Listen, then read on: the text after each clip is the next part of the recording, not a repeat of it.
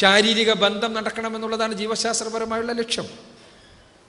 Testosterone ഉൽപ്പാദിപ്പിക്കപ്പെടുകയും ശാരീരിക ബന്ധം നടക്കാതിരിക്കുകയും ചെയ്യുമ്പോൾ ടെസ്റ്റോസ്റ്ററോൺ ശരീരത്തിൽ അടിഞ്ഞുകൂടുന്നു.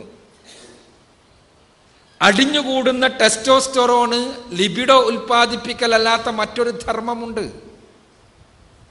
ആ ധർമ്മം ഏതെങ്കിലും എൻഡോക്രൈനോളജി വിശദീകരിക്കുന്ന ഗ്രന്ഥങ്ങളെടുത്ത് പരിശോധിച്ചാൽ ഈ ബുദ്ധിജീവികൾക്ക് കാണാൻ കഴിയുന്നതാണ്. ക്രിമിനലൈസേഷനാണ്. ടെസ്റ്റോസ്റ്ററോണിന്റെ ഒന്നാമത്തെ ധർമ്മം ലിബിഡോ ആണെങ്കിൽ രണ്ടാമത്തത് ക്രിമിനലൈസേഷനാണ്. ആളെ കുറ്റകൃത്യം ചെയ്യാൻ പ്രേരിപ്പിക്കലാണ്. എന്തുകൊണ്ട് കൂടുതൽ പുരുഷന്മാർ കുറ്റകൃത്യങ്ങളിൽ ഏർപ്പെടുന്നു എന്ന ചോദ്യത്തിൻ്റെ ഉത്തരമായി ലൈംഗിക മനഃശാസ്ത്രജ്ഞന്മാർ പറയുന്ന പുതിയ ഉത്തരങ്ങളിൽ ഒന്നിതാണ്. അഥവാ ടെസ്റ്റോസ്റ്ററോൺ ഉൽപ്പാദിപ്പിക്കുന്ന പറ്റുന്ന രൂപത്തിലാണ് സമൂഹം മുഴുവനും. ഇവിടെ സൂചിപ്പിക്കപ്പെട്ടു. പുറത്തിറങ്ങിയാൽ പോസ്റ്റർ, TV തുറന്നാൽ ആട്ടം, കമ്പ്യൂട്ടർ തുറന്നാൽ പിന്നെ തുറന്നയാട്ടം. പറയേണ്ട ആവശ്യമില്ലല്ലോ. റോട്ടിലിറങ്ങിയാൽ, ഓഫീസിൽ ചെന്നാൽ എല്ലായിടത്തും അർദ്ധനഗ്നകളെയാണ് കാണേണ്ടി വരുന്നത്. അവരുമായാണ് ഇടപഴകേണ്ടി വരുന്നത്. ആ ഇടപഴകലുകൾ സ്വാഭാവികമായും പുരുഷ ശരീരത്തിൽ ടെസ്റ്റോസ്റ്ററോൺ ഉൽപ്പാദിപ്പിക്കപ്പെടുന്നു. അതവൻ ബോധപൂർവമായി ചെയ്യുന്നതല്ല. അതുകൂടി നമ്മൾ മനസ്സിലാക്കേണ്ടതുണ്ട്.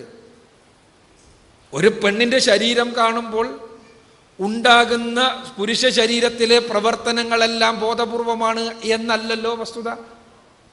അതുകൊണ്ടാണ് ഇസ്ലാം പഠിപ്പിച്ചത്, റസൂലുള്ളാഹി സ്വല്ലല്ലാഹു അലൈഹി വസല്ലം പറഞ്ഞത്, പരിശുദ്ധ ഖുർആൻ പ്രത്യേകം നിഷ്കർഷിച്ചത് നോക്കരുത് എന്ന്. ഒറ്റ നോട്ടമേ നോക്കാവൂ എന്ന്, തുറിച്ചു നോക്കാൻ പാടില്ല എന്ന്, ലൈംഗിക വികാരം വന്നാൽ കണ്ണ് താഴ്ത്തൽ നിർബന്ധമാണ് എന്ന്. ഇതെല്ലാം കൽപ്പിക്കുവാനുള്ള കാരണം ഇതാണ്. ഒരിക്കലും അവന്റെ കൺട്രോളിൽ പോലുമല്ല ഇതെല്ലാം നടക്കുന്നത്. അതുകൊണ്ട് തന്നെ ഇതൊരു വസ്തുതയാണ്. ആ വസ്തുതയെ കണ്ണടച്ചിരുട്ടാക്കിയിട്ട് യാതൊരു കാര്യമില്ല. പരിശുദ്ധ ഖുർആൻ പർദ്ദയെക്കുറിച്ച് പറഞ്ഞപ്പോൾ, അതല്ലെങ്കിൽ ഹിജാബിനെ കുറിച്ച് പറഞ്ഞപ്പോൾ വളരെ കൃത്യമായി പറഞ്ഞു. ഇവിടെ സൂചിപ്പിക്കപ്പെട്ടു. എന്താ? ദാലിക അദ്നാ അൻ യുറഫ്ന ഫലാ യുദൈന. അതാണ് നിങ്ങൾക്ക് നല്ലത്, അവർക്ക് നല്ലത്. എന്തിന്? തിരിച്ചറിയപ്പെടാൻ, ആക്രമിക്കപ്പെടാതിരിക്കാൻ. അവരുടെ വസ്ത്രം തന്നെ വസ്ത്രം കൊണ്ട് തിരിച്ചറിയപ്പെടുകയാണ് ഒന്നാമതായി. എന്താണ് തിരിച്ചറിയൽ? പുരുഷനോട് ഈ വസ്ത്രം ധരിക്കുന്ന പെണ്ണ് ആ പെണ്ണിന്റെ വസ്ത്രം വഴി തന്നെ പറയുകയാണ്, നിങ്ങളുടെ കാമക്കണ്ണുകൾക്ക് വേണ്ടിയുള്ളതല്ല ഈ ശരീരം, ഇതിന് അർഹതപ്പെട്ട ആളുടെ മുന്നിൽ മാത്രം സമർപ്പിക്കുവാനുള്ളതാണ് എന്ന് സ്വയം വസ്ത്രം കൊണ്ട് പ്രഖ്യാപിക്കുകയാണ്. ഫലാ യുഖദൈന, ആക്രമിക്കപ്പെടാതിരിക്കാൻ. ആ പരിശുദ്ധ ഖുർആൻ പറഞ്ഞതിനെ സ്ഥിരീകരിക്കുന്ന, സത്യപ്പെടുത്തുന്ന പുതിയ പഠനങ്ങളാണ് ഞാനിവിടെ പറഞ്ഞത്. അപ്പോൾ അതിന് നേരെ കണ്ണടച്ചിട്ട് കാര്യമില്ല. ഇനി അതിനർത്ഥം പുരുഷന് കയറയച്ചു വിടണമെന്നാണോ? അല്ല. ഇവിടെ സൂചിപ്പിക്കപ്പെട്ടു, അങ്ങനെ എല്ലാമാണെങ്കിലും പുരുഷൻ തെറ്റ് ചെയ്താൽ ശിക്ഷിക്കപ്പെടേണ്ടതുണ്ട്. അതിനുള്ള സംവിധാനങ്ങൾ ഉണ്ടാകേണ്ടതുണ്ട്. പേപ്പട്ടിയെ കെട്ടിയിടണം, തീർച്ചയായും കെട്ടിയിടണം. ആ കെട്ടിയിട്ട പേപ്പട്ടിയുടെ മുന്നിൽ തന്നെ പോയി നിന്ന് പിന്നെ ഡാൻസ് കളിക്കേണ്ട കാര്യമില്ലല്ലോ. ആ കടിച്ചാൽ അതിന് കാര്യം പറഞ്ഞിട്ട് കാര്യമില്ല. നിങ്ങളുടെ സ്വത്ത്, നിങ്ങളുടെ സമ്പത്ത്, കള്ളന്മാരുണ്ട്, അതുകൊണ്ട് ഒരു പോലീസ് പറയാന്ന് വിചാരിക്കുക, നാട്ടിൽ നിരന്ന് കള്ളന്മാരുണ്ട്, അതുകൊണ്ട് തന്നെ നിങ്ങൾ ലോക്കറെല്ലാം ശരിക്ക് പൂട്ടണം എന്ന് പറഞ്ഞാൽ ഈ പോലീസ് എന്തൊരു പുരുഷാധിപത്യമാണ് പോലീസിൻ്റെത്. പോലീസിന്റെ പുരുഷാധിപത്യമല്ലേ? കള്ളന്മാരെല്ലാം പുരുഷന്മാരാണ്, അതുകൊണ്ട് സ്ത്രീകൾ ലോക്കർ പൂട്ടണം എന്ന് പറഞ്ഞാൽ സ്ത്രീകൾ ലോക്കർ പൂട്ടണട്ടോ എന്നുള്ളതല്ല പോലീസ് നോക്കേണ്ടത്. ലോക്കർ ചിലപ്പോൾ തുറന്നു വെക്കും. പോലീസിന്റെ പണിയെടുത്തിട്ട് കള്ളന്മാരെ പിടിച്ചാൽ മതി എന്ന് പറഞ്ഞാൽ പൈസ ആയിട്ട് പോയിട്ട് പറഞ്ഞിട്ട് കാര്യം ഉണ്ടാവില്ല. അതാണ് വിഷയം. പോലീസിന്റെ പണി പോലീസ് എടുക്കും. പക്ഷേ നമ്മൾ ചെയ്യേണ്ട സംഭവം നമ്മൾ ചെയ്യുക തന്നെ വേണം. അതാണ് സ്ത്രീയോട് ഇസ്ലാം പഠിപ്പിച്ചത്. ഇസ്ലാമിക രാഷ്ട്ര സംവിധാനം കൃത്യമായ ശക്തമായ നടപടികളുണ്ടാകും. ആണിനെ പിടിച്ചു വെക്കണം എന്നാണ്. ആണിനെ പിടിച്ചു വെക്കണം എന്ന് പറയുന്നവർ എന്താണ് ആണത്വമെന്നും ആണിൻ്റെ ലൈംഗികത എന്താണ് എന്നും പെണ്ണിൻ്റെ ധർമ്മം എന്താണ് എന്നുമെല്ലാം ഏറ്റവും മിനിമം ഒന്ന് വായിച്ച് പഠിക്കുകയെങ്കിലും ചെയ്യണം എന്ന് മാത്രമാണ് അവരോട് അഭ്യർത്ഥിക്കുവാനുള്ളത്. ഇസ്ലാം പഠിപ്പിച്ചത് ഇത്ര മാത്രമേ ഉള്ളൂ. മാന്യമായി വസ്ത്രം ധരിക്കണം. എന്താ? ആ വസ്ത്രം വഴി തിരിച്ചറിയപ്പെടണം, ആക്രമിക്കപ്പെട്ടുകൂടാ. ആ തിരിച്ചറിയപ്പെടുന്നതിന് കാരണമാകുന്നുണ്ടോ? വസ്തുതയതല്ലേ? ആരുടെയെങ്കിലും പറയേണ്ട പ്രസംഗിക്കേണ്ട കാര്യമുണ്ടോ? യാതൊരു കാര്യമില്ലല്ലോ. നമുക്കറിയാം, പുരുഷന്റെയും സ്ത്രീയുടെയും ലൈംഗികതകൾ വ്യത്യാസമുണ്ട്. സ്ത്രീയെ പലപ്പോഴും പുരുഷനെ പോലെ കരുതിക്കൊണ്ടാണ് പുരുഷൻ സമീപിക്കുന്നത് തന്നെ. അതുകൊണ്ടാണ് പലപ്പോഴും പൊതുവേദികളിലും പൊതുസ്ഥലങ്ങളിലും ജീവിക്കേണ്ടി വരുന്ന സ്ത്രീകൾ, വസ്ത്രലങ്കാരുന്ന സ്ത്രീകൾ സ്പർശരോഗികളുടെ അസുഖം സഹിക്കാത്തവരാരാണുള്ളത്? എന്താണ് സ്പർശരോഗത്തിന്റെ മനഃശാസ്ത്രം? സ്പർശരോഗത്തിന്റെ മനഃശാസ്ത്രം പുരുഷന് പെണ്ണ് സ്പർശിച്ചാൽ ഉണ്ടാകുന്നത് പോലെയുള്ള കാമവികാരം പെണ്ണിനെ പുരുഷൻ സ്പർശിച്ചാലും ഉണ്ടാകുമെന്നും, ഒരു അന്യപുരുഷൻ മെല്ലെ സ്പർശിച്ചാൽ ആ വികാരം ഉണ്ടാവുകയും പെണ്ണ് തനിക്ക് വഴിപ്പെടുകയും ചെയ്യും എന്നുമുള്ള ധാരണ പിശക്. അവിടെ തന്നെ പോലെയാണ് പെണ്ണുമെന്നുള്ള കരുതൽ. ആ കരുതലിൽ നിന്ന് തുടങ്ങാണ്. ആ തുടങ്ങി പിന്നീട് പെണ്ണിന്റെ സ്വാഭാവികമായ പ്രകൃതി അനുസരിച്ച് ആ സ്പർശരോഗികളോട് പ്രതികരിക്കില്ല. അത് മറച്ചു വെക്കാനാണ് പെണ്ണ് പൊതുവെ ശ്രമിക്കുക. ആ ശ്രമം പുരുഷൻ പലപ്പോഴും തന്നോടുള്ള അനുകൂലമായി തെറ്റിദ്ധരിച്ചു തുടങ്ങുന്നു. അങ്ങനെ പോയി അവസാനം എവിടെയെങ്കിലും എല്ലാം എത്തുമ്പോൾ അത് ബലാത്സംഗത്തിലേക്കും ശാരീരിക ബന്ധത്തിലേക്കും എല്ലാം പോകുന്നു. യഥാർത്ഥത്തിൽ ഇതിന്റെ ഒന്നാമത്തെ പടിയിൽ, കാഴ്ചയിൽ തന്നെ സ്വന്തം വസ്ത്രം വഴി ഞാൻ അതിനെ പറ്റിയാളല്ല എന്ന് കാണണമെന്ന് തന്നെ ഇസ്ലാം പഠിപ്പിച്ചത്. അതിലെന്താണ് പ്രശ്നം? അതേപോലെ തന്നെ ആക്രമിക്കപ്പെടരുത്. വളരെ ക്ലിയറാണ് ഇസ്ലാമിന്റെ നിർദ്ദേശം. ആ നിർദ്ദേശം പാലിക്കണമെന്ന് ഇന്ന് സാമൂഹ്യ ശാസ്ത്രജ്ഞന്മാർ ഉറക്കെ പറഞ്ഞുകൊണ്ടിരിക്കുന്നു. സാമൂഹ്യ ശാസ്ത്രജ്ഞന്മാർ ഇന്ന് ഇന്ത്യയിലെ തന്നെ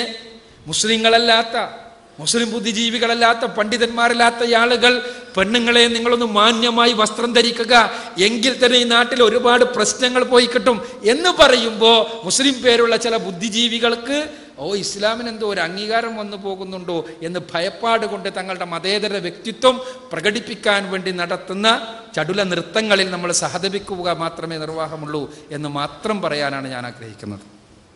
അസ്സലാമു അലൈക്കും. എൻ്റെ പേര് യഹിയ, സ്വദേശം നല്ലളം. ഇവിടെ വിഷയാവതരണത്തിൽ സൂചിപ്പിച്ചുവല്ലോ, സ്ത്രീ നഗ്നതയാണ് സ്ത്രീ പീഡനത്തിനുള്ള പ്രധാന കാരണമെന്ന്. അങ്ങനെയെങ്കിൽ അല്പവസ്ത്രധാരികളായ ആദിവാസി സ്ത്രീകളുടെ ഇടയിൽ ഉയർന്ന നിരക്കിലുള്ള ഒരു സ്ത്രീ പീഡനം കാണണ്ടേ?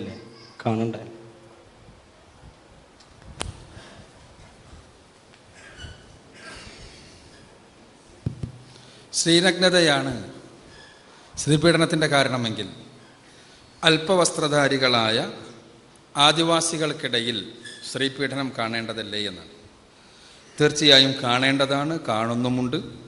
അതോടൊപ്പം തന്നെ നമ്മൾ രണ്ട് കാര്യങ്ങൾ മനസ്സിലാക്കേണ്ടത്, ആദിവാസികൾക്കിടയിൽ സ്ത്രീകൾ പലപ്പോഴും പല ആദിവാസി സമൂഹങ്ങളിലും ലൈംഗികതയുമായി ബന്ധപ്പെട്ട് നിലനിൽക്കുന്ന നിയമങ്ങൾ വളരെ വിചിത്ര നിയമങ്ങളാണ്. ആ നിയമങ്ങളിൽ, ചില ആദിവാസി സമൂഹങ്ങളിലുള്ള നിയമങ്ങളിൽ ഒരു സ്ത്രീയുമായി ഒരുപാട് ആളുകൾക്ക് ബന്ധപ്പെടുവാൻ അവസരം നൽകുന്ന നിയമങ്ങളുണ്ട്. അവർക്ക് ആ രൂപത്തിലുള്ള നിയമങ്ങൾ തന്നെ, നിയമപൂനം തന്നെ അനുവദിക്കുന്ന ആദിവാസി സമൂഹങ്ങളുണ്ട്. അതേപോലെ തന്നെ ആ നിയമം മൂലം ഇണ ആയിക്കഴിഞ്ഞയാൾ അതല്ലാത്തവർ ബന്ധപ്പെട്ട് കഴിഞ്ഞാൽ അവരുടെ ശിക്ഷ അതിക്രൂരമാണ്. അതുകൂടി മനസ്സിലാക്കേണ്ടതുണ്ട്. അതിക്രൂരം എന്ന് പറഞ്ഞാൽ, ഞാൻ പഠിച്ചിടത്തോളമുള്ള അന്തമാനിലാണല്ലോ, അന്തമാൻ നിക്കോബർ ഐലൻഡുകളിലാണ് ഇന്ന് ഇന്ത്യയിൽ ഉള്ള ഏറ്റവും പ്രാചീനമായ സംസ്കാരമുള്ള ആദിവാസികളുടെ ജർവകൾ എന്നാണ് അവരുടെ പേര്.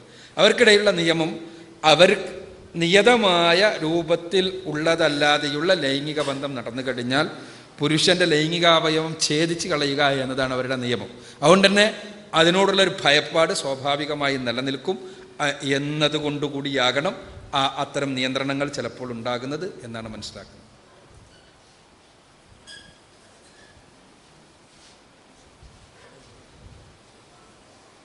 ഞാൻ നേരത്തെ പേര് പറഞ്ഞതാണ്. കഴിഞ്ഞ ദിവസം പത്രത്തിൽ വായിക്കാനിടയിൽ വെറും 40 വയസ്സായ ഒരു സ്ത്രീ ഒരു 12 വയസ്സായ വീട്ടിൽ പിന്നെ സാധനങ്ങളൊക്കെ വാങ്ങാൻ വരുന്ന ഒരു ആൺകുട്ടീനെ ഉപയോഗപ്പെടുത്തി നിർബന്ധിച്ച് വേണ്ടാത്ത പണിയൊക്കെ ചെയ്യിച്ച് പറയാൻ പറ്റില്ല. എന്നിട്ട് അവിടേക്ക് അവസ്ഥ എത്തിച്ചേർന്നു. അപ്പോൾ സ്ത്രീകളും അതിൽ പങ്കാളികളാണ്, പുരുഷൻ മാത്രമല്ല. അപ്പോൾ ഹിജാബ് സ്ത്രീക്കും പുരുഷനും ബാധകമാണ് എന്നുള്ളതല്ല അതിലേക്ക് വിരച്ചുകൊണ്ടുന്നത്. അതിലേക്ക് വിരച്ചുകൊണ്ടുന്ന ഒരു കാര്യം കൂടി പറയാം. ഈ കെട്ടലും ചെല്ലലും ഇങ്ങനെ തുടർച്ചയായിട്ട് പോവുകയാണ്. അപ്പൊ കെട്ടലും ചെല്ലലും തുടർച്ചയായി പോകുമ്പോൾ ഈ സംഭവത്തിൽ എന്താ വെച്ചാൽ ലൈംഗിക ആസ്വാദനത്തിന് വേണ്ടി ചെറിയ കുട്ടികളെ വരെ ഉപയോഗപ്പെടുത്തുന്ന സ്ത്രീകളുണ്ട് എന്നുള്ളതാണ് കഴിഞ്ഞ ദിവസം പത്രത്തിൽ വന്നത്. ആലോചിച്ച് നോക്കൂ കാര്യങ്ങൾ, ലോകത്തിന്റെ കിടപ്പ്.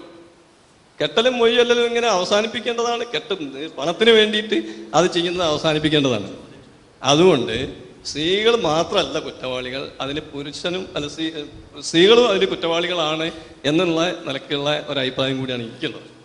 അതുകൊണ്ട് ഇതിലെന്തെങ്കിലും പറയാനുണ്ടോ എന്നാണ് ചോദിക്കാനുള്ളത്.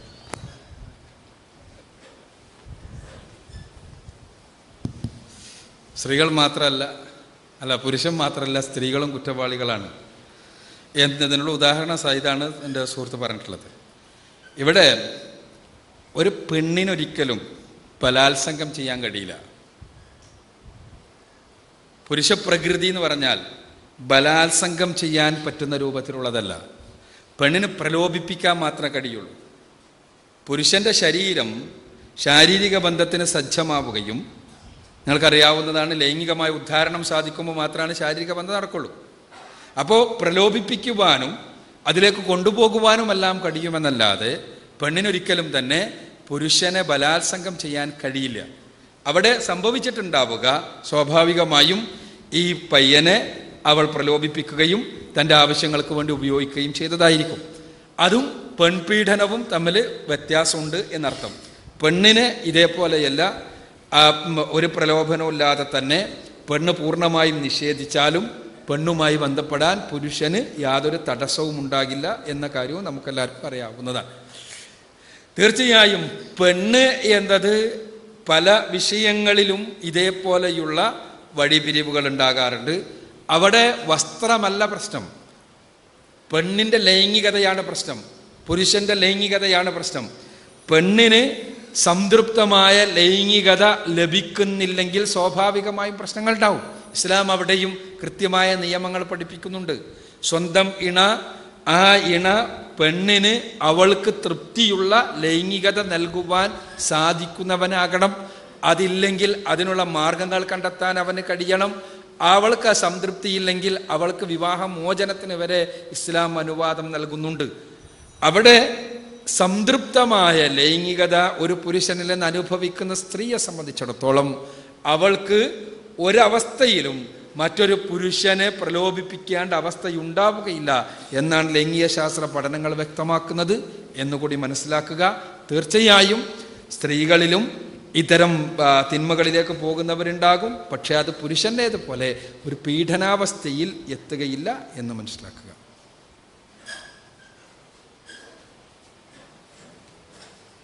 അസ്സലാമു അലൈക്കും. എൻ്റെ പേര് മുനീർ, പാവങ്ങാട് സ്വദേശിയാണ്. എൻ്റെ ചോദ്യം നേരത്തെ ഇവിടെ സൂചിപ്പിച്ചു, പല കാരണങ്ങൾ പറഞ്ഞു. അതിൽ ഞാൻ മനസ്സിലാക്കിയ മറ്റൊരു കാരണം, നമ്മുടെ വിദ്യാഭ്യാസ സ്ഥാപനങ്ങളിലെ ഈ മിക്സ്ഡ് വിദ്യാഭ്യാസത്തെക്കുറിച്ച് എന്താണ് ഇസ്ലാമിന് പറയാനുള്ളത്? കാരണം നമുക്കറിയാം, ഇപ്പോൾ ഡൽഹിയിൽ നടന്ന പ്രശ്നത്തിൽ തന്നെ ആ കുട്ടി പാതിരാ സമയത്ത് അവൻ്റെ ബോയ്ഫ്രണ്ടിൻ്റെ കൂടെ സിനിമയ്ക്ക് പോയതാണ്. മാത്രമല്ല, വിദ്യാഭ്യാസ സ്ഥാപനങ്ങളിൽ ബന്ധപ്പെട്ട വ്യക്തി എന്നുള്ളവർക്കറിയാം, നമ്മുടെ സ്ഥാപനങ്ങളിൽ പോലും ഇപ്പോൾ പ്രത്യേകിച്ച് SLC കഴിഞ്ഞ കുട്ടികൾക്ക് മിക്സ്ഡ് സ്ഥാപനങ്ങളിൽ അവർക്ക് യാതൊരു കൺട്രോൾ ഇല്ലാത്തൊരവസ്ഥയുണ്ട്. അപ്പോൾ ഇത് ഇസ്ലാം ഇതിനെക്കുറിച്ച് എന്താണ് പറയാനുള്ളത് എന്നാണ് ഇസ്ലാം?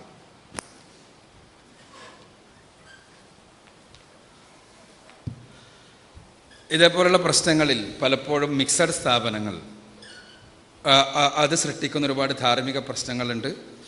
അതിനെക്കുറിച്ചുള്ള ഇസ്ലാമികമായ കാഴ്ചപ്പാടാണ് മുനീർ ചോദിച്ചിട്ടുള്ളത്. യഥാർത്ഥത്തിൽ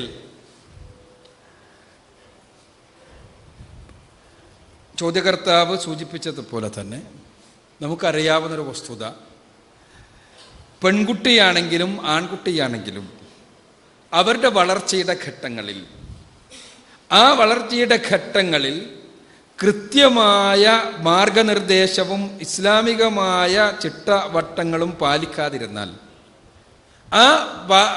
അത് പാലിക്കാത്തതിൻ്റെ ഫലമായി ഉണ്ടാകാറുള്ള അപകടങ്ങളിൽ പെട്ടത് തന്നെയാണ് ഇപ്പോൾ സ്കൂളുകളിലും മറ്റുമെല്ലാം സംഭവിച്ചു കൊണ്ടിരിക്കുന്നത്. അത് ഇസ്ലാമികമായ നിയമം അനുസരിച്ച് ഒരാൺകുട്ടിയും പെൺകുട്ടിയും ഒരുമിച്ചാകുന്ന ഒരവസ്ഥയെ ഇസ്ലാം ഒരിക്കലും അനുവദിക്കുന്നില്ല. തുറന്ന് ഒരു കാര്യവുമില്ലാത്ത രൂപത്തിൽ പ്രായപൂർത്തിയായ ആൺകുട്ടികളും പെൺകുട്ടികളും തുറന്ന് സംഭാഷണത്തിൽ ഏർപ്പെടുന്നതിന് ഇസ്ലാം അനുവദിക്കുന്നില്ല. സ്വകാര്യമായി ആണും പെണ്ണും ഒന്നിച്ച് യാത്ര ചെയ്യുന്നതിന് ഇസ്ലാം അനുവദിക്കുന്നില്ല. ഇതെല്ലാം തന്നെ ഞാൻ ഈ പറയുന്ന അനുവദിക്കുന്നില്ല എന്ന് പറഞ്ഞ കാര്യങ്ങൾ നിങ്ങൾ ഓരോന്നെടുത്താൽ എല്ലാം ഇസ്ലാം പറഞ്ഞ നിങ്ങൾ വ്യഭിചാരത്തെ സമീപിച്ചു പോകരുത് എന്ന് പറഞ്ഞ ആ സമീപിക്കലിന്, ലാ തഖ്റബുസ്സിന എന്ന് പറഞ്ഞ ആ വ്യഭിചാരത്തിൽ എത്തിച്ചേരുന്ന പ്രവർത്തനങ്ങളാണ് എന്നുള്ള വസ്തുത നമുക്കിന്ന് എല്ലാവർക്കും അറിയാവുന്നതാണ്. അപ്പം അതുകൊണ്ട് തന്നെ ഏറ്റവും സൂക്ഷ്മമായ കാര്യം, ഏറ്റവും നല്ലത് തീർച്ചയായും ആൺകുട്ടികൾക്ക് ആൺകുട്ടികളുടെ വിദ്യാലയങ്ങളും പെൺകുട്ടികൾക്ക് പെൺകുട്ടികളുടെ വിദ്യാലയങ്ങളും ഉണ്ടാകൽ തന്നെയാണ്. എന്നാൽ നിലവിലുള്ള സാമൂഹ്യ സാഹചര്യത്തിൽ പലപ്പോഴും അത്തരം വിദ്യാലയങ്ങളുടെ അപര്യാപ്തത നിലനിൽക്കുന്നു എന്നതുകൊണ്ട് തന്നെ നിലവിലുള്ള വിദ്യാലയങ്ങളിൽ ഇസ്ലാമികമായ ചിട്ട പാലിച്ചുകൊണ്ട് പോകലും അതുമായി പെരുമാറലും മാത്രമേ മുസ്ലിം സമൂഹത്തിൽ കഴിയുകയുള്ളൂ എന്നുള്ളതാണ് ഇപ്പോഴത്തെ ഒരു പ്രശ്നം. പക്ഷേ മുസ്ലിം സംഘടനകളും അതേപോലെയുള്ള പ്രസ്ഥാനങ്ങളുമെല്ലാം ശ്രദ്ധിക്കേണ്ട കാര്യം, പരമാവധി ആൺപെൺ സൗഹൃദം അന്തരീക്ഷത്തിന് പകരം, സൗഹൃദം എന്ന് പറയുമ്പോൾ എല്ലാ അർത്ഥത്തിലും സൗഹൃദത്തിലാകുന്ന അന്തരീക്ഷത്തിന് പകരം കൃത്യമായ വിധിവിലക്കുകളുള്ള അന്തരീക്ഷം സൃഷ്ടിക്കുവാനാണ്. യഥാർത്ഥത്തിൽ ആണും പെണ്ണും വേറെ വേറെ വിദ്യാഭ്യസിപ്പിക്കണം എന്നതിൻ്റെ ധാർമ്മികമായ കാരണം മാത്രമല്ല ഉള്ളത്. അതുകൂടി നമ്മൾ മനസ്സിലാക്കേണ്ടതുകൊണ്ട് ഈ ചോദ്യത്തിന് ഉത്തരം പറയും. ഇന്ന് അമേരിക്കയെപ്പോലെയുള്ള രാജ്യങ്ങളിലുള്ള വിദ്യാഭ്യാസ വിചക്ഷണന്മാർ, പ്രത്യേകിച്ചും തലച്ചോറുമായി ബന്ധപ്പെട്ട് പഠനങ്ങൾ നടത്തുന്ന ആളുകൾ വളരെ തുറന്നു പറയാൻ തുടങ്ങിയിട്ടുള്ള കാര്യം, ചെറിയ ക്ലാസ്സുകൾ മുതൽക്ക് തന്നെ ആൺകുട്ടിക്ക് കൊടുക്കേണ്ട വിദ്യാഭ്യാസവും ശൈലിയും രൂപവും വ്യത്യസ്തമാണ് എന്നും പെൺകുട്ടിയുടേതിൽ നിന്ന് തികച്ചും വ്യത്യസ്തമാണ് ആൺകുട്ടിയുടെ തലച്ചോറിൻ്റെ വികാസവും അവൻ കാര്യങ്ങൾ കാണുന്ന രീതിയും എല്ലാമെന്നും, അതുകൊണ്ട് തന്നെ ചെറിയ ക്ലാസ്സുകൾ മുതൽക്ക് തന്നെ ആൺകുട്ടിയെ പഠിപ്പിക്കേണ്ട രീതിയിലല്ല പെൺകുട്ടിയെ പഠിപ്പിക്കേണ്ടത് എന്നും പെൺകുട്ടിയെ പഠിപ്പിക്കേണ്ട രീതിയിലല്ല ആൺകുട്ടിയെ പഠിപ്പിക്കേണ്ടത് എന്നുമുള്ള ചിന്തയാണ് ഇന്ന് ലോകത്ത് ഒന്നാം ലോക രാജ്യങ്ങളിലെ വിദ്യാഭ്യാസ വിചക്ഷണന്മാർ പോലും മുന്നോട്ട് വെക്കുന്നത്. അപ്പം അതുകൊണ്ട് തന്നെ യഥാർത്ഥത്തിൽ പെണ്ണിനെ നല്ല പെണ്ണായും പുരുഷനെ നല്ല പുരുഷനായും ആക്കിത്തീർക്കലാണ് വിദ്യാഭ്യാസമെങ്കിൽ, ആണിനെ പെണ്ണാക്കുകയും പെണ്ണിനെ ആണാക്കുകയും ചെയ്യുന്ന ഇന്നത്തെ വിദ്യാഭ്യാസത്തിന് പകരം നമ്മൾ സ്വീകരിക്കേണ്ടത് ഈ രൂപത്തിലുള്ള വിദ്യാഭ്യാസ സമ്പ്രദായം തന്നെയാണ്. പക്ഷേ നിലവിലുള്ള സാഹചര്യത്തിലുള്ള പരിമിതികളിൽ നമ്മൾ ഉള്ള പരിമിതികൾ ഉപയോഗപ്പെടുത്തുക മാത്രമേ നിർവാഹമുള്ളൂ എന്ന ഒരു പരിമിതി മുന്നിൽ വെച്ചുകൊണ്ട് തന്നെ ആ പരിമിതിയിലെന്നും കഴിയുന്നതിന് പകരം, അഭിരമിക്കുന്നതിന് പകരം ആണിനെയും പെണ്ണിനെയും അവരുടെ പ്രകൃതി അനുസരിച്ച് അവർക്ക് വികസിക്കാൻ കഴിയുന്ന തലത്തിൽ വളരാൻ വിടുന്ന രൂപത്തിലുള്ള വിദ്യാഭ്യാസ സ്ഥാപനങ്ങൾ ഉണ്ടായി വരേണ്ടതുണ്ട് എന്നുകൂടി സൂചിപ്പിക്കുകയാണ്. സഹോദരിമാർക്ക് ചോദിക്കാനുള്ള അവസരം. അസ്സലാമു അലൈക്കും വറഹ്മത്തുള്ളാഹി. എൻ്റെ പേര് വർദ്ധ, കല്ലായി സ്വദേശിയാണ്. സ്ത്രീപീഡനത്തിനുള്ള പ്രതിവിധിയിൽ പ്രധാനമാണല്ലോ അവളുടെ വസ്ത്രധാരണം. എൻ്റെ ചോദ്യം, മുഖം ഉൾപ്പെടെ ശരീരം മൊത്തത്തിൽ മറക്കുന്നതിൻ്റെ ഇസ്ലാമിക വിധി എന്താണ്? 24-ാം അധ്യായത്തിൽ 30-31 വചനത്തിൻ്റെ അടിസ്ഥാനത്തിൽ മലയാള പരിഭാഷയിൽ നമ്മുടെ സലഫി പണ്ഡിതന്മാർ കൊടുത്ത അടിക്കുറിപ്പിൽ പുറത്തു പോകുമ്പോൾ ശരീരം മൊത്തം മറയ്ക്കണമെന്നാണ് പ്രബലമായ അഭിപ്രായം എന്ന് കൊടുത്തിട്ടുണ്ട്. ഞാൻ ഇത് ചോദിക്കാൻ കാരണം, എൻ്റെ എളാപ്പ എന്നോട് ചോദിച്ചിട്ടുണ്ട്, എന്തിനാണ് നീ മുഖം മറയ്ക്കുന്നത്? അത് ബിദ്അത്താണ്, എല്ലാ ബിദ്അത്തും വൈകേടിലാണ് എന്ന്. അദ്ദേഹത്തിന് അത് ചോദിക്കാനുണ്ടായ പ്രചോദനം, ഞാനും താങ്കളും അടങ്ങുന്ന സലഫി പ്രസ്ഥാനത്തിലെ ചില പണ്ഡിതന്മാർ മുഖം മറയ്ക്കുന്നതിനെ പുട്ടുകുറ്റിക്ക് തുണി ചുറ്റിയ പോലെ എന്ന് പരിഹസിച്ചിട്ടുണ്ട്. ഇസ്ലാമിക വിധിയിൽ ഇതിന് താങ്കളുടെ അഭിപ്രായം എന്താണ്?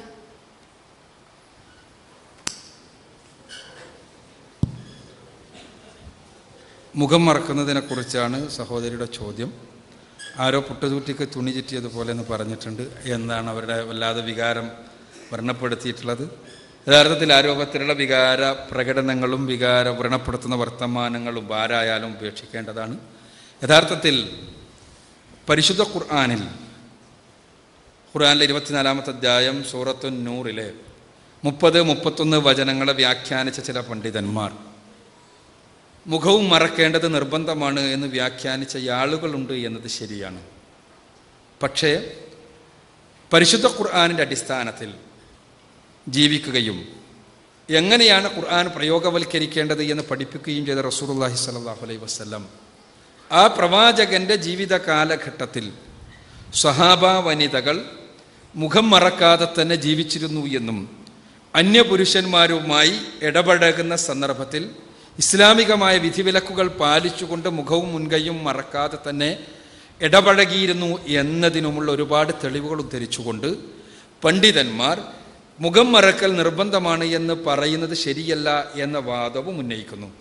വലിയ പണ്ഡിതന്മാർ തമ്മിലുള്ള അഭിപ്രായ വ്യത്യാസമാണ്. അഭിപ്രായ വ്യത്യാസത്തിൽ അഭിപ്രായം പറയാൻ മാത്രം ഉള്ള ഒരു വിവരമോ വിജ്ഞാനമോ ഉള്ളയാളല്ല ഞാൻ. എന്നാൽ ഇവിടെ ഈ കാലഘട്ടത്തിലെ ഏറ്റവും പ്രഗത്ഭനായ ഹദീസ് പണ്ഡിതനായി അറിയപ്പെടുന്ന മുഹമ്മദ് നാസറുദ്ദീൻ അൽ അൽബാനി, അദ്ദേഹം റസൂലുള്ളാഹി സ്വല്ലല്ലാഹു അലൈഹി വസല്ലമയുടെ ഹദീസുകളുടെ വെളിച്ചത്തിൽ ആ പ്രവാചകൻ സല്ലല്ലാഹു അലൈഹി വസല്ലമയുടെ നിന്ന് ദീൻ പഠിച്ചിട്ടുള്ള സഹാബ സ്ത്രീകളുടെ ചെയ്തികളുടെ അടിസ്ഥാനത്തിൽ അദ്ദേഹം മുഖം മറക്കാതിരിക്കുന്നത് തെറ്റാണ് എന്ന് പറയുന്നത്, അതല്ലെങ്കിൽ മുഖം മറക്കുന്നത് നിർബന്ധമാണ് എന്ന വാദം അള്ളാഹു അനുവദിച്ചതിനെ ഹറാമാക്കലാണ്, അള്ളാഹു അനുവദിച്ചതിനെ അനുവദിക്കാതിരിക്കലാണ് എന്ന ശക്തമായ ഭാഷയിലാണ് അദ്ദേഹം സംസാരിച്ചിട്ടുള്ളത്. ഈ വിഷയത്തിൽ തന്നെ അദ്ദേഹത്തിൻ്റെ 2 ഗ്രന്ഥങ്ങളുണ്ട്. തീർച്ചയായും എതിരിൽ അഭിപ്രായമുള്ള പണ്ഡിതന്മാരുമുണ്ട് മുഖം മറക്കൽ നിർബന്ധമാണ് എന്ന് പറയുന്ന. ഏതായിരുന്നാലും സഹോദരിയെപ്പോലെയുള്ള ഒരാൾക്ക് തനിക്ക് മുഖം മറക്കുന്നതാണ് നല്ലത് എന്ന് സ്വയം തോന്നുകയും അങ്ങനെ ആ മുഖം മറക്കാൻ സ്വയം സന്നദ്ധമാവുകയും ചെയ്താൽ അതിനെ കളിയാക്കാനോ അതിനെ എതിർക്കാനോ അതിനെ വിമർശിക്കുവാനോ ഒന്നും ആരും സന്നദ്ധമാകേണ്ടതില്ല എന്നാണ് ഞാൻ മനസ്സിലാക്കുന്നത്.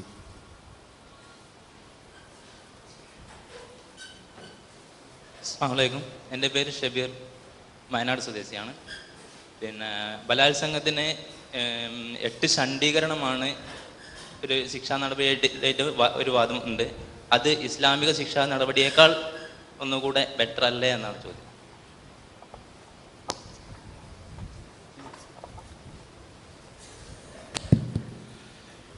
ഷണ്ഡീകരണം ഇസ്ലാമിക ശിക്ഷാവിധിയേക്കാൾ നല്ലതല്ല എന്നാണ് ചോദ്യം. എങ്ങനെയാണ് നല്ലതാവുക എന്നുള്ളതാണ് അടുത്ത വിഷയം. യഥാർത്ഥത്തിൽ ഷണ്ഡീകരണം എന്നത് ഒരു ശിക്ഷാവിധിയായി ഇസ്ലാം പഠിപ്പിച്ചിട്ടില്ല. എന്തുകൊണ്ടെന്നാൽ ഒരു മനുഷ്യൻ്റെ ഒരു അടിസ്ഥാനപരമായൊരു മനുഷ്യൻ്റെ ജീവിതത്തെ ആ ജീവിക്കുന്ന സന്ദർഭത്തിലാണെങ്കിൽ ആ ജീവിതത്തെ സമഗ്രമായി നോക്കിക്കാണുകയും ജീവിക്കുന്ന സന്ദർഭത്തിൽ ആ പ്രകൃതി വിരുദ്ധമായ കാര്യങ്ങൾ ചെയ്യാതിരിക്കുകയും ചെയ്യുക എന്നുള്ളതാണ് ഇസ്ലാമിൻ്റെ ആ രംഗത്തുള്ള അടിസ്ഥാനപരമായ കാഴ്ചപ്പാട് എന്നാണ് ഞാൻ മനസ്സിലാക്കുന്നത്.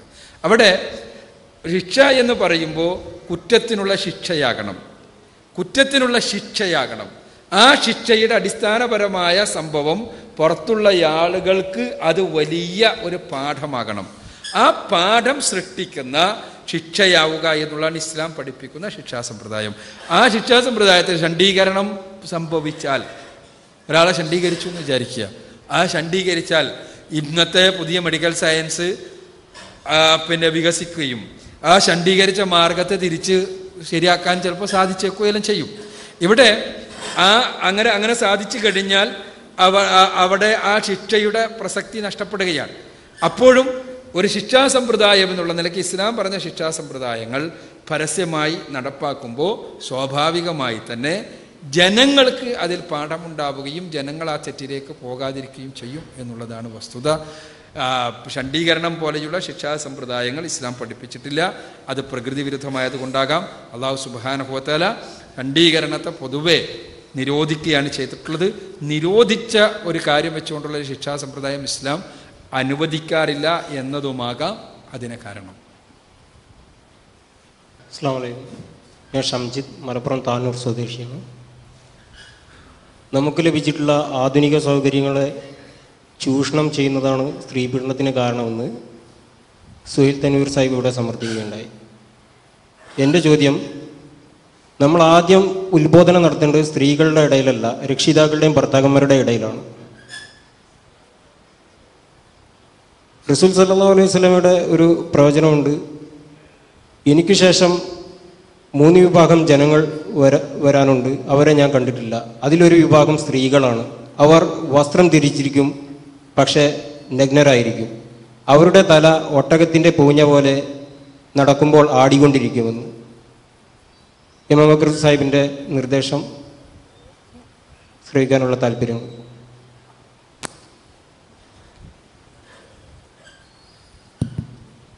യഥാർത്ഥത്തിൽ ഉത്ബോധനം നടത്തേണ്ടത് ഭർത്താക്കന്മാരെയും പിതാക്കളെയുമാണ് എന്നാണ് എൻ്റെ സുഹൃത്തിൻ്റെ റസൂലുള്ളാഹി സ്വല്ലല്ലാഹു അലൈഹി വസല്ലമയുടെ പ്രവചനത്തിൻ്റെ അടിസ്ഥാനത്തിലുള്ള ഒരു നിർദ്ദേശം. വളരെ ഗൗരവതരമായി നമ്മൾ മനസ്സിലാക്കേണ്ട കാര്യമാണിത്. പലപ്പോഴും പീഡനമെല്ലാം കഴിഞ്ഞ് അല്ലെങ്കിൽ പ്രശ്നമുണ്ടായി, കുഴപ്പമുണ്ടായി, അതിനുശേഷം കരഞ്ഞുകൊണ്ട് നടക്കുന്ന ആളുകളായി തീരാറാണ് രക്ഷിതാക്കൾ. 1-ാം തീയതി മുതൽ കുട്ടിയെ പഠിപ്പിക്കേണ്ടത് പഠിപ്പിക്കാതിരിക്കുകയും തിന്മ വന്നു ഭവിക്കുകയും പ്രയാസമുണ്ടാവുകയും ചെയ്തതിന് ശേഷം മാത്രം അതിൽ സങ്കടപ്പെടുകയും ചെയ്തുകൊണ്ട് കാര്യമില്ല. നമ്മൾ ചെറുപ്പത്തിൽ മുതൽ കുട്ടികളെ കാണിച്ചു കൊടുക്കുന്നത് മുതൽ, നിങ്ങൾ ആലോചിച്ച് നോക്കുക, കുട്ടികളെ ചെറുപ്പത്തിൽ കാണിച്ചു കൊടുക്കുന്നത് മുതൽ വളരെ മ്ലേച്ഛമായി കുട്ടിയുടെ മനസ്സിനെ തെറ്റായി സ്വാധീനിക്കുന്ന തരത്തിലുള്ള കാര്യങ്ങളാണ് കാണിച്ചു കൊടുക്കുന്നത് മുതൽക്ക് സംഭവിക്കുന്നത്. സത്യത്തിൽ കുട്ടിയുടെ തലച്ചോറിൻ്റെ രൂപീകരണത്തിൻ്റെ ആദ്യത്തെ പടി 6 മാസം വരെയുള്ള സമയമാണെന്ന്. തലച്ചോർ രൂപീകരണത്തിൻ്റെ 1-ാമത്തെ ഘട്ടം 6 മാസം വരെയുള്ള സമയമാണ്. 2-ാമത്തെ ഘട്ടം 6 വയസ്സ് വരെയുള്ള സമയമാണ്. പിന്നീട് 12 വയസ്സ് വരെയുള്ള സമയം. 12 വയസ്സാകുമ്പോഴേക്ക് തലച്ചോർ രൂപീകരണം ഏകദേശം പൂർണ്ണമായി കഴിഞ്ഞു എന്നാണ്. നമ്മൾ മാതാപിതാക്കൾ ഡ്രസ്സിൻ്റെ കാര്യത്തിൽ മാത്രമാണ് എൻ്റെ ചോദ്യകർത്താവ് പറഞ്ഞിട്ടുള്ളത്. പക്ഷേ ഞാനൊരു അല്പം കൂടി കടന്ന് പറയാൻ, ഈ സമയത്തെല്ലാം കുട്ടിയെ മടിയിലിരുത്തിക്കൊണ്ട് നമ്മൾ കണ്ടതെന്താണ്, നമ്മൾ അനുഭവിച്ചതെന്താണ്? ടെലിവിഷൻ എന്ന പേരിൽ നമ്മുടെ എല്ലാം സ്വീകരണ മുറികളെ വ്യഭിചാരശാലകളാക്കി മാറ്റുന്ന സാധനമുണ്ടല്ലോ. ഇതിനെ നമ്മുടെ കുട്ടിയെ മടിയിലിരുത്തിക്കൊണ്ട് നമ്മൾ അതിൻ്റെ മുന്നിലിരിക്കുകയും അതിൽ ഉള്ള അർദ്ധനഗ്ന രംഗങ്ങൾ കുട്ടിയെ കാണിക്കുകയും ചെയ്യുമ്പോൾ കുട്ടിയുടെ മനസ്സിൽ ധാർമ്മികതയെക്കുറിച്ച് തന്നെയുള്ള മറ്റൊരു കാഴ്ചപ്പാട് രൂപപ്പെടുകയാണ്. കുട്ടിയുടെ തലച്ചോറിൻ്റെ അടിസ്ഥാന ധാർമ്മിക തന്നെ മാറുകയാണ്. അത് വലിയൊരു വിഷയമാണ് ഇത്. അവിടെ നിന്ന് പ്രശ്നം തുടങ്ങുകയാണ്. എന്തുകൊണ്ട് ഇപ്പോഴുള്ള കുട്ടികൾ ഇങ്ങനെ ചിന്തിക്കുന്നു എന്ന ചോദ്യം, ആ ചോദ്യത്തിനെല്ലാമുള്ള മറുപടി അടിസ്ഥാനപരമായി സ്ഥിതി ചെയ്യുന്നത് അവിടെയാണ്. ഇപ്പോഴുള്ള കുട്ടികൾ ചിന്തിക്കുന്നത് എന്തുകൊണ്ട് എന്ന് പലപ്പോഴും ചോദിക്കാറുണ്ട്. എന്താ ഈ കേരളത്തിൽ, നമ്മുടെ കേരളത്തിൽ ഒരു ഗ്രാമപ്രദേശത്തിലെ സ്കൂൾ കുട്ടികളുടെ ഇടയിൽ നടത്തിയ ഒരു പഠനം, ആ കുട്ടികൾ ആത്മാർത്ഥമായും വിശ്വസിക്കുന്നത് ഗർഭം ധരിക്കുകയില്ല എങ്കിൽ ശാരീരികമായി ബന്ധപ്പെടുന്നത് ഒരു തെറ്റാണ് എന്ന് പോലും അവർക്ക് തോന്നുന്നില്ല. ഒന്ന് പിടിക്കപ്പെടരുത്, മറ്റൊന്ന് ഗർഭിണിയാകരുത്. നല്ലൊരു ശതമാനം കുട്ടികളുടെ, അതിൽ മുസ്ലിങ്ങളും ഹിന്ദുക്കളും ക്രിസ്ത്യാനികളും എല്ലാം പെടും. ഇത് കുട്ടികൾ പറഞ്ഞതല്ല, കുട്ടികൾക്ക് കൊടുത്ത ഒരു പ്രത്യേകമായ ചോദ്യാവലിക്ക് അവർ നൽകിയ ഉത്തരത്തിന് അകത്ത് നിന്ന് എടുത്ത കാര്യമാണ്. നേർക്ക് നേരെ പറയുമ്പോൾ ഇത് പറഞ്ഞോളണമെന്നില്ല എന്നർത്ഥം. ഞാൻ സൂചിപ്പിക്കുന്നത് എങ്ങനെ നമ്മുടെ കുട്ടികൾ ആ ഒരു മാനസികാവസ്ഥയിലേക്ക് പോയി. ആ ചോദ്യത്തിന് ഉത്തരം തേടി നമ്മൾ ചെല്ലുമ്പോൾ പ്രതിക്കൂട്ടിൽ പ്രധാനമായി നിൽക്കുക നമ്മുടെ ടെലിവിഷൻ ആയിരിക്കും. രണ്ടാമതായി നിൽക്കുക നിങ്ങൾ കൊടുക്കുന്ന വീഡിയോ ഗെയിമുകളായിരിക്കും. അവിടെ നിന്ന് തുടങ്ങുകയാണ് ഈ പ്രശ്നം. ആ മാതാപിതാക്കൾ കുട്ടിയെ ഒരു വലിപ്പം എത്തിക്കഴിഞ്ഞാൽ, കുട്ടി ചെറുപ്പാണ്, അവരെ സംബന്ധിച്ചിടത്തോളം ചെറിയ കുട്ടിയാണ്, പക്ഷേ കുട്ടി വളർച്ച എത്തിയിട്ടുണ്ട്. നമ്മുടെ കേരളത്തിൽ ഇപ്പോൾ 8 വയസ്സും 9 വയസ്സുമെല്ലാമാണ് പെൺകുട്ടികൾ പ്രായപൂർത്തിയെത്തുന്ന പ്രായം. 8ഉം 9ഉം വയസ്സാണ്. പരമാവധി കേരളത്തിൽ 12 വയസ്സ് വരെയാണ്. നമ്മളെ സംബന്ധിച്ചിടത്തോളം 12കാരി അല്ലെങ്കിൽ 8 വയസ്സുകാരി 9 വയസ്സുകാരി ചെറിയ കുട്ടിയാണ്. പക്ഷെ കുട്ടി പെണ്ണായി കഴിഞ്ഞിട്ടുണ്ട്. അവർക്ക് ഉടുക്കുന്ന വസ്ത്രം, അവർക്ക് നൽകുന്ന ഉടയാടകൾ, ഇതേ അവസ്ഥയിലുള്ള ആൺകുട്ടിയുടെ മനസ്സിലുണ്ടാക്കുന്ന വികാരം എന്താണ് എന്ന് ചിന്തിക്കാൻ നമുക്ക് കഴിയണം. അത്തരം വസ്ത്രങ്ങൾ ഉടുപ്പിച്ചുകൊണ്ട് നഗ്നതാ പ്രകടനം നടത്തുന്ന പെൺകുട്ടികളുടെ പിതാക്കളെയും ഭർത്താക്കളെയും സഹോദരന്മാരെയും കുറിച്ച് റസൂലുള്ളാഹി സ്വല്ലല്ലാഹു അലൈഹി വസല്ലം പ്രയോഗിച്ച പ്രയോഗം കൂട്ടിക്കൊടുപ്പുകാരെന്നാണ്. കൂട്ടിക്കൊടുപ്പുകാർ എന്നത് നമ്മുടെ മലയാളത്തിലെ പ്രയോഗമാണല്ലോ. വ്യഭിചാരശാലകളിൽ കൂട്ടിക്കൊടുക്കുന്ന ആളുകൾ, ആ രൂപത്തിലുള്ള പ്രയോഗമാണ് നടത്തിയത്. അതുകൊണ്ട് തന്നെ വളരെ ഗൗരവതരമായി ചിന്തിക്കേണ്ട കാര്യമാണ്. കുട്ടികൾ കൈവിട്ടു പോവുകയും കുട്ടികൾ എന്തെങ്കിലുമെല്ലാം പ്രശ്നമുണ്ടാക്കുകയും എല്ലാം ചെയ്തതിന് ശേഷം നമ്മൾ പറഞ്ഞിട്ട് കാര്യം ഉണ്ടാവില്ല. നിങ്ങൾക്കറിയാം, ഞാൻ എറണാകുളത്ത് നിന്നാണ് വരുന്നത്. എറണാകുളത്താണ് കേരളത്തിൻ്റെ ഹൈക്കോടതി ഉള്ളത്. പലപ്പോഴും ആ ഹൈക്കോടതിയുടെ മുന്നിൽ കാണുന്ന കാഴ്ചകളിലൊന്ന് 18ഉം 19ഉം 20ഉം 22ഉമെല്ലാം വയസ്സ് വരെ എല്ലാം നൽകി പോറ്റി വളർത്തിയ സ്വന്തം മാതാപിതാക്കളെ അവരെ തള്ളിപ്പറഞ്ഞുകൊണ്ട്, അവരൊന്നുമല്ല എന്ന് പറഞ്ഞുകൊണ്ട്, ഇന്നലെ കണ്ട പുരുഷനാണ് എനിക്ക് വലുത് എന്ന് പറഞ്ഞുകൊണ്ട് അവൻ്റെ കൈ പിടിച്ചു പോകുന്ന പെൺകുട്ടികളെ ഒരുപാട് കാണാനും, അപ്പോൾ കരഞ്ഞുകൊണ്ടിരിക്കുന്ന മാതാപിതാക്കളെ കാണാനും, ആ സമയത്ത് ഞങ്ങൾ ഇങ്ങനെയെല്ലാം ചെയ്തു പോയല്ലോ എന്ന് വിലപിക്കുന്ന ആളുകളായിത്തീരുന്നത് കാണാനുമെല്ലാം അവസരം ഉണ്ടാകാറുണ്ട്. അതുകൊണ്ട് തന്നെ അത്തരം രംഗങ്ങളിൽ എത്തിയതിന് ശേഷം ശ്രദ്ധിച്ചത് കൊണ്ട് കാര്യമില്ല. മറിച്ച് ചോദ്യകർത്താവ് സൂചിപ്പിച്ചതുപോലെ നാം നമ്മുടെ ദൗത്യം നിർവഹിക്കണം. അത് മുലകുടി പ്രായം മുതൽ തുടങ്ങേണ്ടതാണ്. നിങ്ങൾ പ്രത്യേകിച്ച് മാതാക്കൾ ഈ 6 വയസ്സുവരെ ചെറിയ കുട്ടികളുടെ മുന്നിൽ ഈ വൃത്തികേടുകൾ കാണുന്ന ഏർപ്പാട് നിങ്ങളുടെ അടുത്ത് നിന്നുണ്ടാകരുത്. അതുണ്ടായിക്കഴിഞ്ഞാൽ അവരുടെ തലച്ചോറ് തന്നെ കേടുവരും. തലച്ചോറിന് കേട് വന്ന് കഴിഞ്ഞാൽ പിന്നെ നന്നാക്കാൻ കഴിയില്ല. തലച്ചോറ് നല്ലതാണെങ്കിൽ നമ്മൾ പിന്നീട് കേട് വന്നാൽ അത് നമുക്ക് ശുദ്ധീകരിക്കാൻ കഴിഞ്ഞേക്കും. തലച്ചോറ് തന്നെ കേടുവരുത്തുന്ന പരിപാടിയാണ് നമ്മൾ പലപ്പോഴും ചെയ്തുകൊണ്ടിരിക്കുന്നത് എന്ന് മനസ്സിലാക്കുക, പിന്തിരിയുക.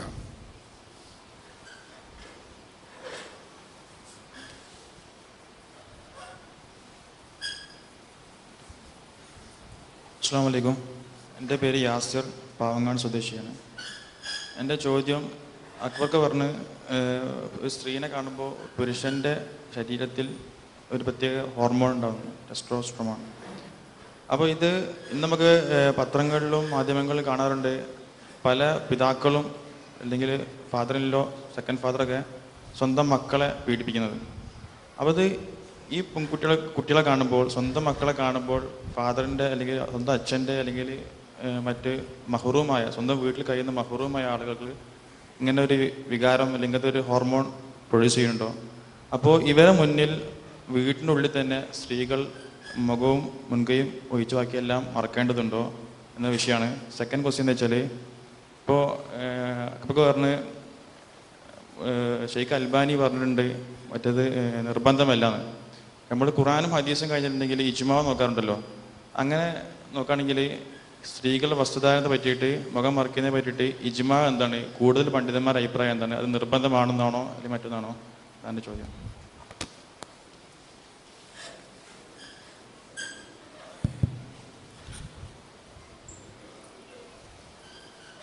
സ്ത്രീ സൗന്ദര്യത്തിൻ്റെ പ്രദർശനം വഴി ഉണ്ടാകാറുള്ള പ്രശ്നങ്ങൾ, ആ പ്രശ്നങ്ങളിൽ പലപ്പോഴും സ്ത്രീകളെ പീഡിപ്പിക്കുന്ന ആളുകളായി സ്വന്തം പിതാക്കൾ മാറുന്ന അവസ്ഥയെക്കുറിച്ചാണ്.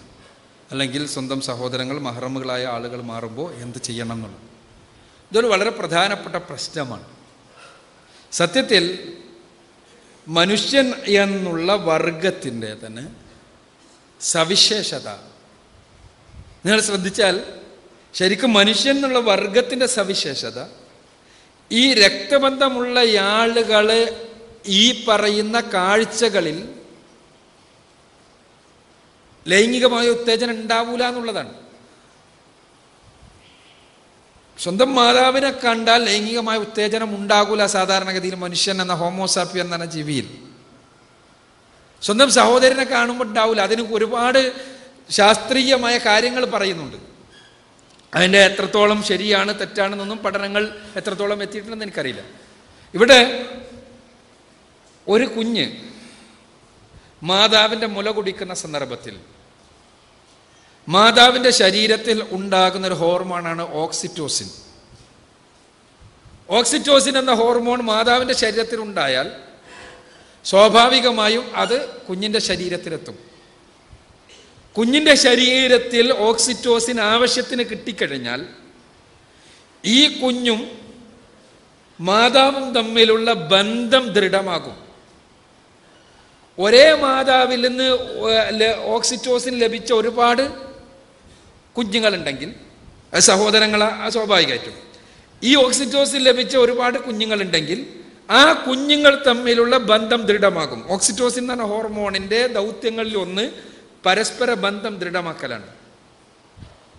അതുകൊണ്ട് തന്നെ മുലപ്പാലിന് ബന്ധ ദൃഢീകരണത്തിൽ ഒരുപാട് പങ്കുണ്ട്. ഇസ്ലാം നിങ്ങൾക്കറിയാവുന്നതാണ്, മുലകുടി ബന്ധത്തെ രക്തബന്ധത്തെ പോലെ പരിഗണിച്ച ആദർശമാണ്. ഇന്ന് ഇപ്പോൾ പുതുതായി വന്നിട്ടുള്ള ഈ രംഗത്തുള്ള പഠനങ്ങൾ വ്യക്തമാക്കുന്ന കാര്യമാണ് ഞാൻ ഈ പറഞ്ഞത്. അപ്പൊ ഈ വേണ്ട രൂപത്തിൽ മുലപ്പാൽ കിട്ടാത്തത് കൊണ്ട് ഈ കാരണങ്ങൾ ഉണ്ടാകാം. ശാരീരികമായാണ് ഞാൻ പറയുന്നത്, ജീവശാസ്ത്രപരമായാണ് പറയുന്നത്. അതല്ലെങ്കിൽ ലൈംഗിക വൈകൃതങ്ങളാകാം, അയാൾക്ക് ലൈംഗികമായ അസുഖങ്ങൾ ഉണ്ടാകാം. അതല്ലാത്ത സ്ഥിതിക്ക് സാധാരണഗതിയിൽ ഹോമോസാപ്പിയൻ എന്ന വർഗം തന്നെ സ്വന്തം മക്കളെയോ സ്വന്തം മാതാക്കളെയോ സ്വന്തം സഹോദരിമാരെയോ കാണുമ്പോൾ മറ്റ് സ്ത്രീകളെപ്പോലെ, സ്ത്രീകളുടെ ശരീരം കാണുമ്പോൾ ഉണ്ടാകുമെന്ന് പറഞ്ഞതുപോലെയുള്ള ലിബിഡോ ഉൽപ്പാദിപ്പിക്കുന്ന രൂപത്തിലല്ല എന്നുള്ളതാണ് പൊതുവായ പഠനങ്ങൾ വ്യക്തമാക്കുന്നത്. ഇങ്ങനത്തെ വല്ലതും ശ്രദ്ധയിൽപ്പെട്ട് കഴിഞ്ഞാൽ തീർച്ചയായും അത്തരം ആളുകളിൽ നിന്ന് അകന്നു നിൽക്കുവാൻ സ്ത്രീകളും ശ്രദ്ധിക്കേണ്ടതുണ്ട്, സഹോദരിമാരാണെങ്കിലും മക്കളാണെങ്കിലുമല്ല. അതല്ലാതെ ഒരു ജനറലൈസ് ചെയ്തിട്ടൊരു നിയമം നമുക്ക് കൊണ്ടുവരാൻ പറ്റൂലല്ലോ. ഇസ്ലാമിക നിയമം എന്ന് പറഞ്ഞാൽ ആരോപണത്തിലാണല്ലോ. പിന്നെ മുഖം മറക്കലുമായി ബന്ധപ്പെട്ട ചോദ്യമാണ്. ഞാൻ പറഞ്ഞു, പണ്ഡിതന്മാർക്കിടയിൽ അഭിപ്രായ വ്യത്യാസമുള്ളതാണ്. അതിൽ ഒരു അഭിപ്രായം പറയാൻ ഞാൻ ആളല്ല. എന്നാൽ ഹദീസുകളുടെ അടിസ്ഥാനത്തിൽ ഷെയ്ഖ് അൽബാനി പറഞ്ഞ അഭിപ്രായം ഞാനിവിടെ സൂചിപ്പിച്ചു. ആ അഭിപ്രായം ഉൾക്കൊള്ളുന്ന ഒരുപാട് പണ്ഡിതന്മാരുണ്ട്.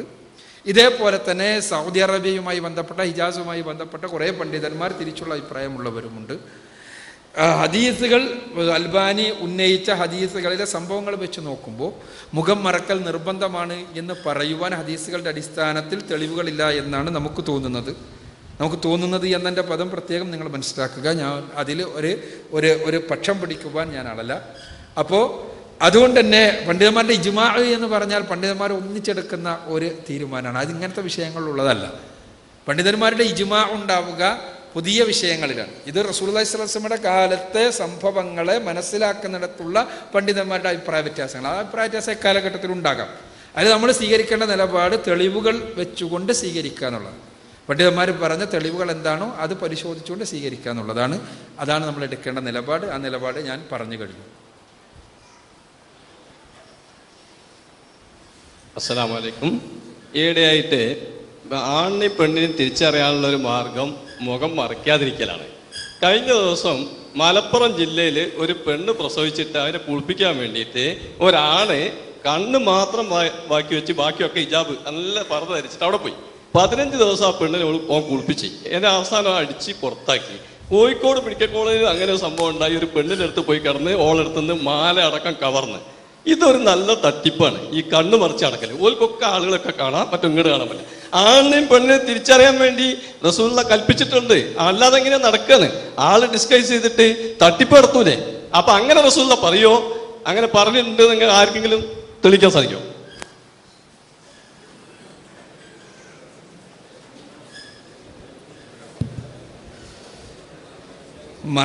മറച്ചുകൊണ്ട് തട്ടിപ്പുകൾ നടക്കുന്നുണ്ട് എന്നത് ശരിയാണ്. മറക്കുന്നത് കൊണ്ട് തട്ടിപ്പുകൾ നടത്തുന്നുണ്ട്. അത് പല രൂപങ്ങളിലുള്ള തട്ടിപ്പുകളുണ്ട്. അത് പെണ്ണിനെ മറക്കണം എന്നില്ല. ഇപ്പോൾ ഭീകരവാദികളെല്ലാം മുഖം മറച്ചുകൊണ്ട് പല തരത്തിലുള്ള തെറ്റുകളും ചെയ്യാറുണ്ട്.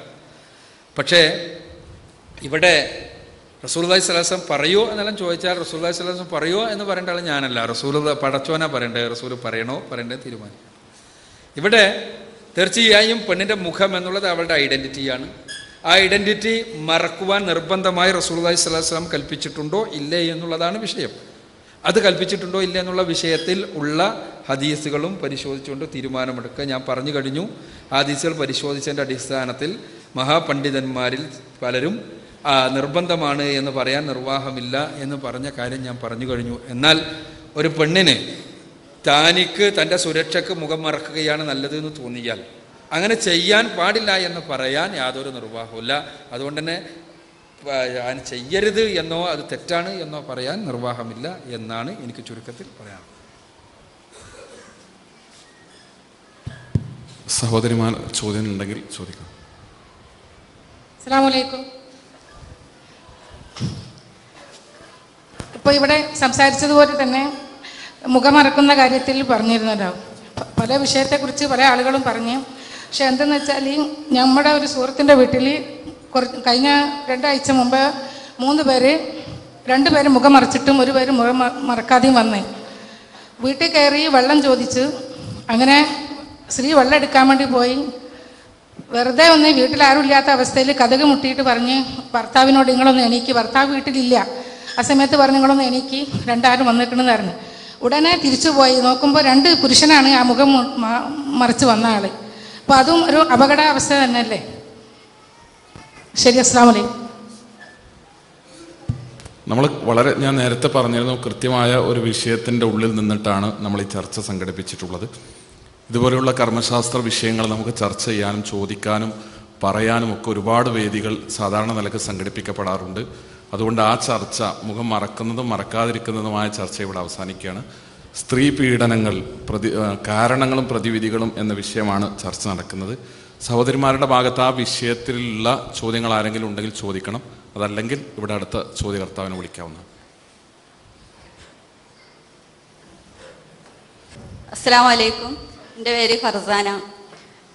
പ്രവാചകൻ സല്ലല്ലാഹു അലൈഹി വസല്ലമയുടെ കാലത്ത് വ്യഭിചാരം നടന്നിട്ടുണ്ടെങ്കിൽ കല്ലെറിഞ്ഞ് കൊല്ലലായിരുന്നല്ലോ ശിക്ഷ. ഇപ്പോൾ ചില രാജ്യങ്ങളിലൊക്കെ അങ്ങനെ ഉണ്ടെന്നല്ലാതെ എല്ലായിടത്തും അങ്ങനെ ഇല്ല. അപ്പം അത് വ്യഭിചാരത്തിൻ്റെ ആ ഒരു ഇത് കുറക്കല്ല ചെയ്യുന്നത്, അതിൻ്റെ ഗൗരവം. അപ്പോൾ പാശ്ചാത്യപിച്ചാൽ മതി എന്നുണ്ടാകുമ്പോൾ അത് പിടിക്കപ്പെടാത്ത കേസുകളൊക്കെ പാശ്ചാത്യപിക്കുമ്പോൾ അതിൻ്റെ ഗൗരവം കുറക്കല്ലേ ചെയ്യുക?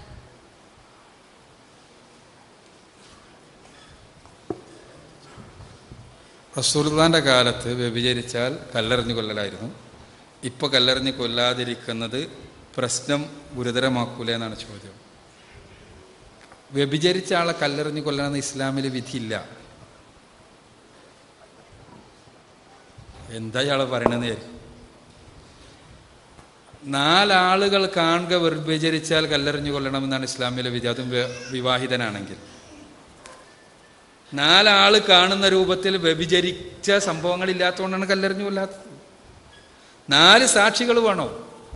4 സാക്ഷികൾ ഉണ്ടായാൽ പോരാ. 3 സാക്ഷിയാണെങ്കിൽ 3 ആളുകൾ കോടതിയിൽ പോയി പറഞ്ഞാൽ 3 ആൾക്ക് 80 അടി കിട്ടും. ഇസ്ലാം വ്യഭിചാരത്തെ ഇല്ലാതെയാക്കുന്നതിന് വേണ്ടിയാണ് ഈ ശിക്ഷാ സമ്പ്രദായം ഉണ്ടാക്കിയത്. അതല്ലാതെ എല്ലാ വ്യഭിചാരികളെയും കണ്ടുപിടിച്ച് പിടിച്ച് വീട്ടിൽ നിന്ന് കൊണ്ടുവന്ന് എറിഞ്ഞു കൊല്ലാൻ വേണ്ടിയല്ല. ഞാൻ പറഞ്ഞല്ലോ, വ്യഭിചാരം നടക്കുന്നു, 3 പേർ കണ്ടു, അവർ ദൃക്സാക്ഷിയാണ്. ആ ദൃക്സാക്ഷി കോടതിയിൽ പോയി പറഞ്ഞാൽ 3 പേരേ ഉള്ളൂ.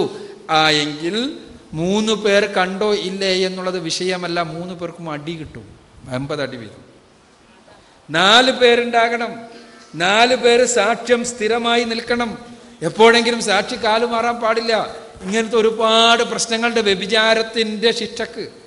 അപ്പൊ അതുകൊണ്ട് തന്നെ വ്യഭിചരിച്ചവരെ ശിക്ഷിക്കുക എന്നത്, വ്യഭിചാരം എന്ന് പറയുമ്പോൾ ഉഭയകക്ഷി സമ്മതപ്രകാരം നടക്കുന്ന ഏർപ്പാടാണ് കേട്ടോ, അതല്ലാതെ ബലാത്സംഗമല്ല. വ്യഭിചരിച്ചവരെ ശിക്ഷിക്കുക എന്നത് റസൂലുള്ളാഹി സ്വല്ലല്ലാഹു അലൈഹി വസല്ലമയുടെ കാലത്ത് നടന്നത് എല്ലാം സ്വയം തെറ്റ് ഏറ്റു പറഞ്ഞ ആളുകളുടേതാണ്. നിങ്ങൾക്ക് പരിശോധിച്ചാൽ കാണാൻ കഴിയും, പ്രവാചകൻ സല്ലല്ലാഹു അലൈഹി വസല്ലമയുടെ കാലത്ത് നടന്ന വ്യഭിചാര ശിക്ഷയെക്കുറിച്ച് ഹദീസുകളിൽ പറഞ്ഞിട്ടുള്ളത് സ്വന്തം തെറ്റ് ഏറ്റു പറഞ്ഞതാണ്.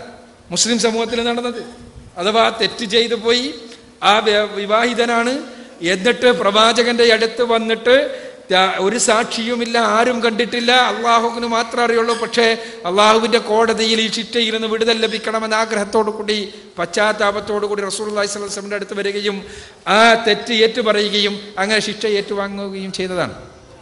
അതല്ലാതെ 4 സാക്ഷികൾ ഉണ്ടായതല്ല. അപ്പോ 4 സാക്ഷികൾ ഉണ്ടെങ്കിൽ മാത്രമാണ് വ്യഭിചാരത്തിന് ശിക്ഷയുള്ളത് എന്ന് മനസ്സിലാക്കുക. ആ ശിക്ഷ എന്നത് ശിക്ഷ നടപ്പാക്കുക എന്നതിനേക്കാൾ അധികം ആ ശിക്ഷ അത് ഈ വ്യഭിചാരം എന്ന തിന്മ സമൂഹത്തിൽ ഒരിക്കലും ഇല്ലാതിരിക്കുക എന്ന ലക്ഷ്യത്തോടു കൂടിയുള്ളതാണ്. അതുകൊണ്ട് തന്നെ ആ ശിക്ഷ പലപ്പോഴും ആധുനിക കാലഘട്ടത്തിൽ നിങ്ങൾ സൂചിപ്പിച്ചതുപോലെ നടപ്പാക്കേണ്ട ഒരവസ്ഥയുണ്ടാകാത്തത് ഈ രൂപത്തിലുള്ള സാക്ഷികളെ ലഭിക്കാത്തത് കൊണ്ടാണ്. മാത്രവുമല്ല, ഇസ്ലാമിക ശിക്ഷാ സമ്പ്രദായം നിലനിൽക്കുന്ന നാടുകളിൽ വ്യഭിചാരത്തിൻ്റെ തോത് വളരെ പരിമിതമാണ് എന്നതുകൊണ്ട് കൂടിയാണ് എന്നുള്ളതാണ് വാസ്തവം.